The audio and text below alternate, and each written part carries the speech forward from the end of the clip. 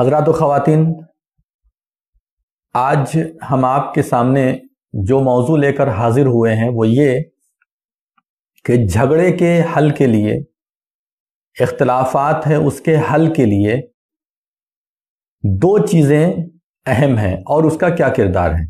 ایک تو دلائل اور دوسرا گواہی۔ ایک دلائل یعنی دلیل، ایویڈنس، اور دوسرا وٹنس یعنی گواہی۔ ان دو کے ذریعے سے کس طریقے سے مسئلہ حل کیا جاتا ہے۔ اس چیز کو سننے سے پہلے آپ ایک بات کو پہلے سن لیجئے۔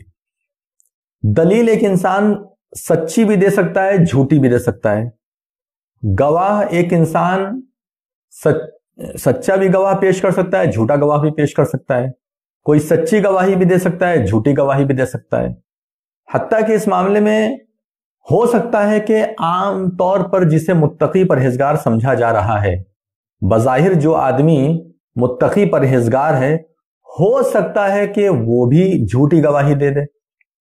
اس لیے اسلام نے ایک پہلے قانون آپ کے سامنے پیش کیا اور آپ کے ذہن کو تقوی شعار بنایا۔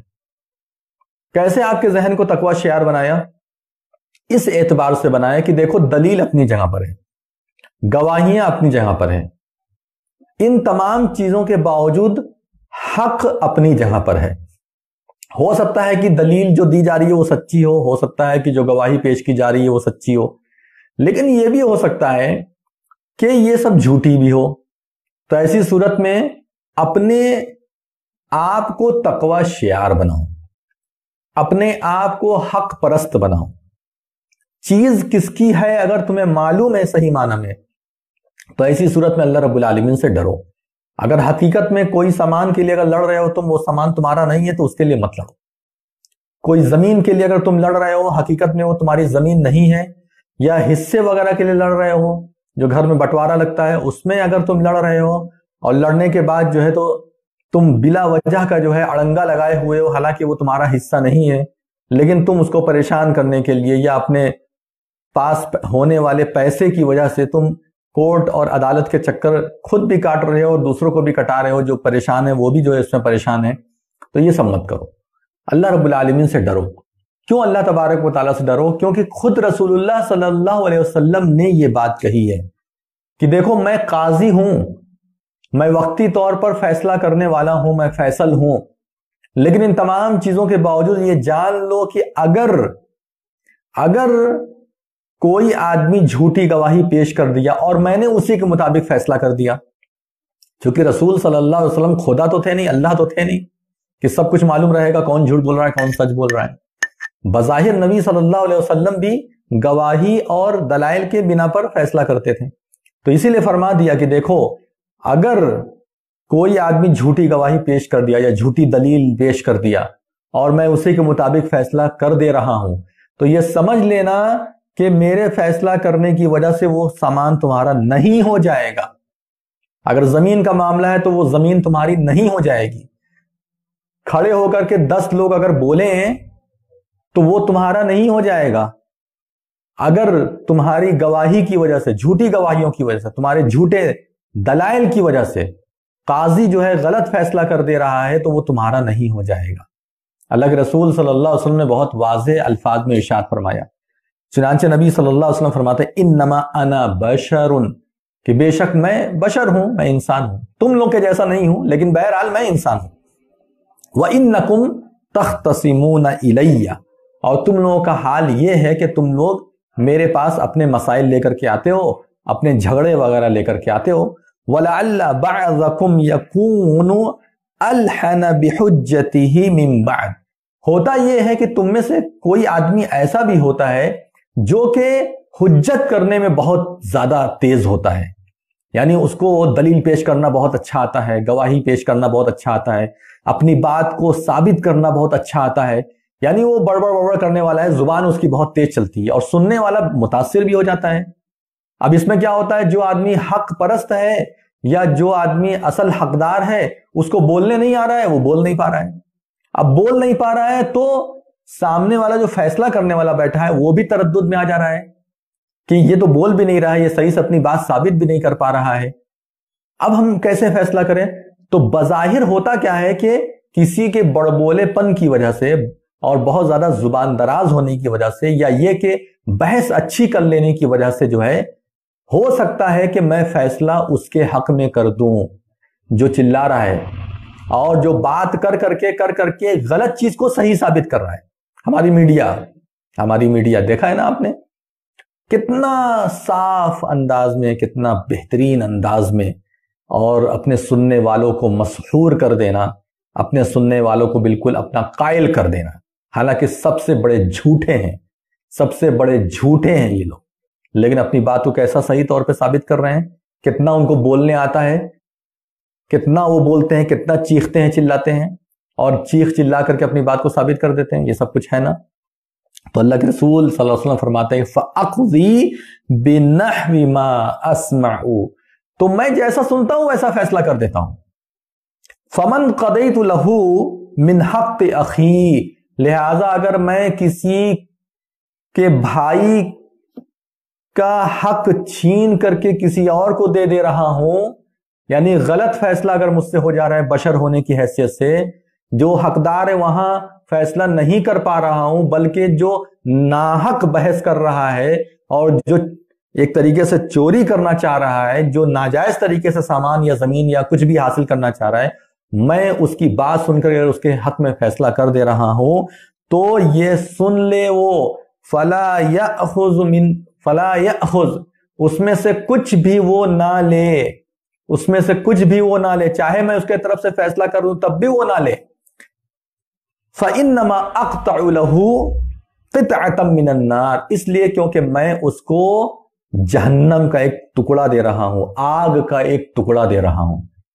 یہ مت سمجھو کہ ناجائز طریقے سے تم نے عدالت میں جا کر کے، کورٹ میں جا کر کے اپنی بات ثابت کروا لی، تمہارے حق میں فیصلہ آ گیا، یا کوئی غریب ہے بیچارہ نادار ہے، وہ پولیس کے پاس نہیں جا پا رہا ہے، وہ کورٹ نہیں جا پا رہا ہے، تم اس کا ناجائز فائدہ اٹھا رہے ہو، تو یہ نہ سمجھو وہ تمہارا ہو گیا، وہ تمہارا نہیں ہو سکتا۔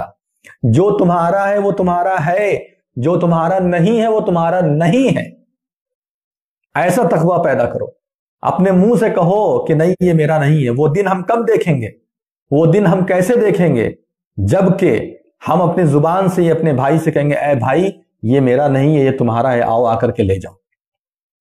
ہم حصے وغیرہ میں کتنا جو ہے چوری کرتے ہیں، ہم حصے وغیرہ میں بلا وجہ جھگڑا فساد کرتے ہیں، جب حصہ لگتا ہے بھائیوں میں تو کس قدر ظلم ہوتا ہے اس کے اندر، کس قدر جو ہے ایک دوسرے کا لوگ مال ہڑپ لیتے ہیں، زمین ہڑپ لیتے ہیں۔ سوچنا چاہیے، اللہ رب العالمین کے آپ کو جا کر کے حساب دینا ہے، کس طریقے سے آپ حساب دیں گے، کیسے حساب دیں گے آپ بتائیے؟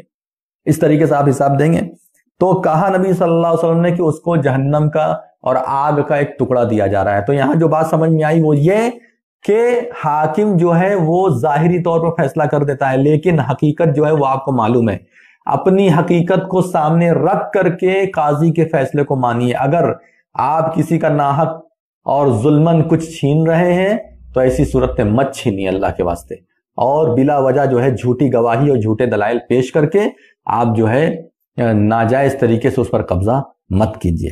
اب میں آتا ہوں دلائل اور وٹنس یعنی گواہی کے معاملے میں۔ تو اس سلسلے میں یہ ہے کہ دلیل پیش کرنا مدعی کا کام ہے اور قسم کھانا مدعا علیہ کا کام ہے۔ مدعی اور مدعا علیہ کیا ہوتا ہے؟ دیکھیے کوئی بھی جھگڑا ہوتا ہے تو اس میں دو طرح کے لوگ ہوتے ہیں، ایک فریق ہوگا یا ایک آدمی ہوگا وہ مدعی ہوگا، مدعی مطلب دعویٰ کرنے والا، اور ایک ہوگا مدعا علیہ جس کے اوپر دعویٰ کیا گیا ہے یا جس کے ساتھ جھگڑا ہے۔ مدعی جو دعویٰ کرتا ہے، دعویٰ ٹھوکتا ہے، اور مدعا علیہ کون ہوتا ہے؟ اسی کے اپوزٹ پارٹی جو ہوتی ہے اسی کو مدعا علیہ بولتے ہیں، ٹھیک ہے؟ یا یہ کہہ لیے کہ وہ دعویٰ کو ختم کرنے والا ہے، ایک آدمی دعویٰ کرنے والا ہے، ایک آدمی دعوے کو ختم کرنے والا ہے۔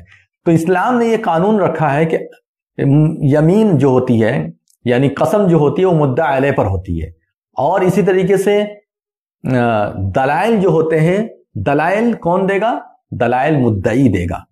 اگر اس طریقے سے فیصلہ نہ ہو تو بہت ظلم ہو جائے گا۔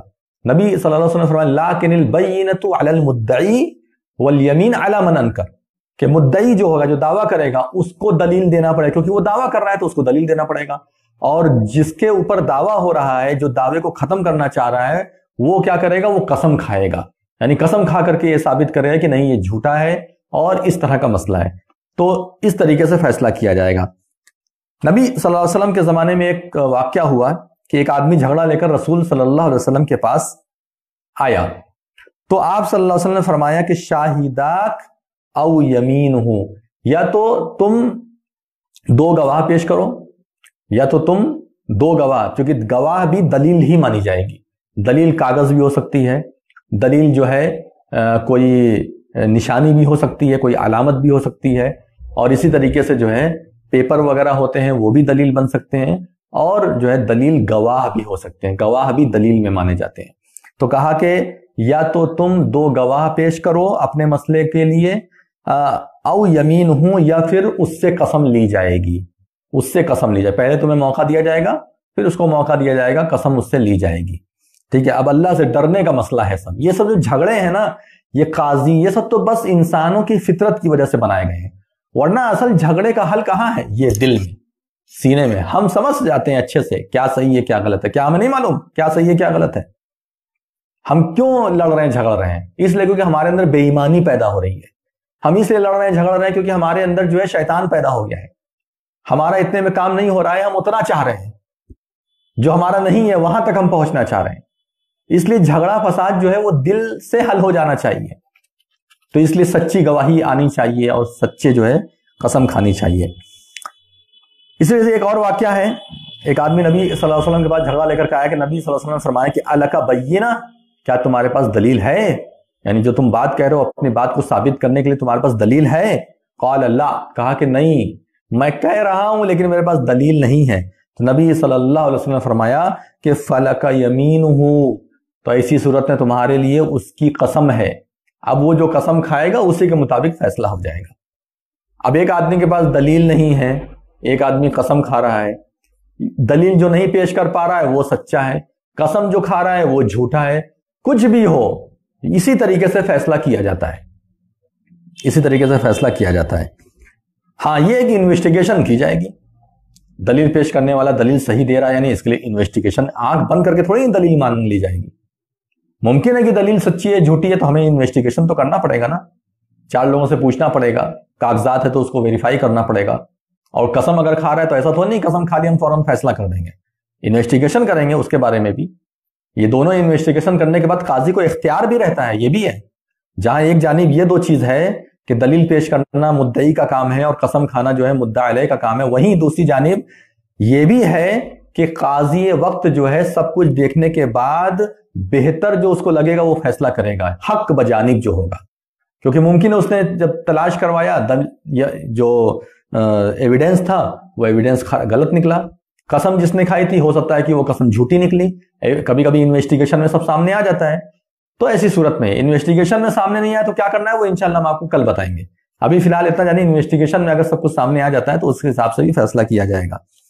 تو نبی صلی اللہ علیہ وسلم نے جو ہے تو اس سے کہا کہ تمہیں دلیل پیش کرنا پڑے گا. دلیل نہیں ہے تمہارے پاس تو ایسی صورت میں تمہیں جو ہے اس کی قسم کا اعتبار کرنا پڑے گا. جھوٹا ہے سچا ہے یہ تمہیں فیصلہ نہیں کرنا ہے.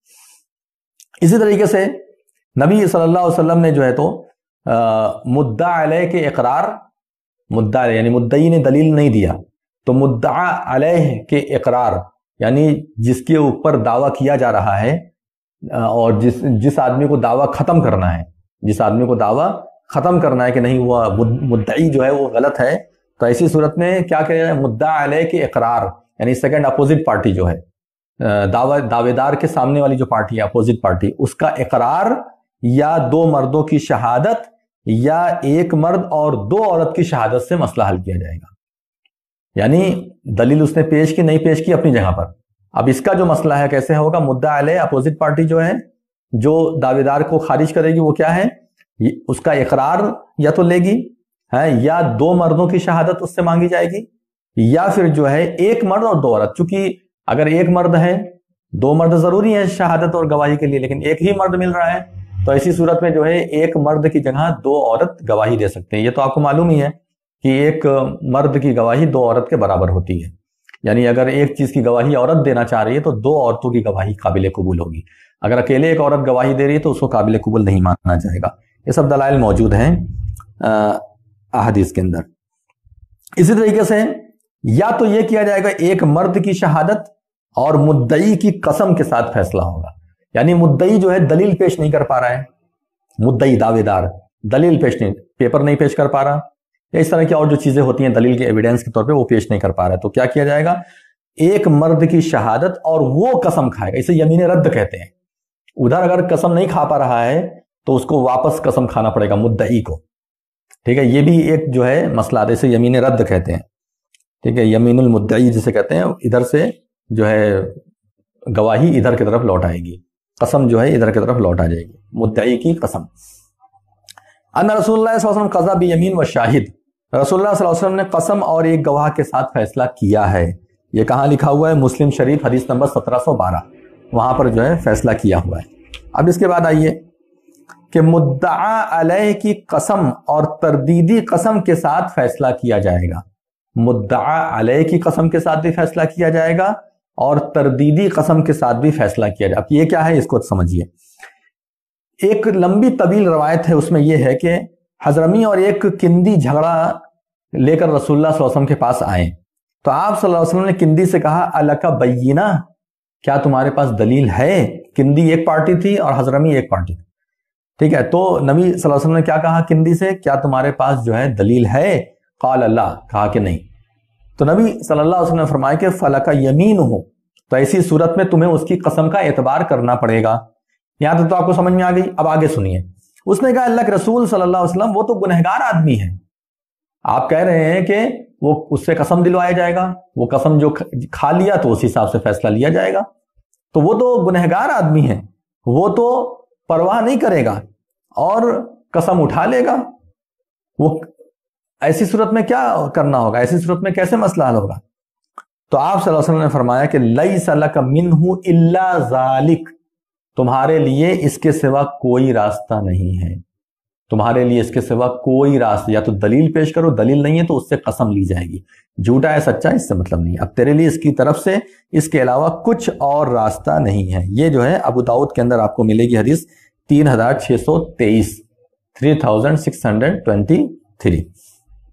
एक रवायत में ये भी है, अब मैंने कहा यमीन रद्द, यमीन रद्द यानी रद्द कसम को वापस किया जाएगा।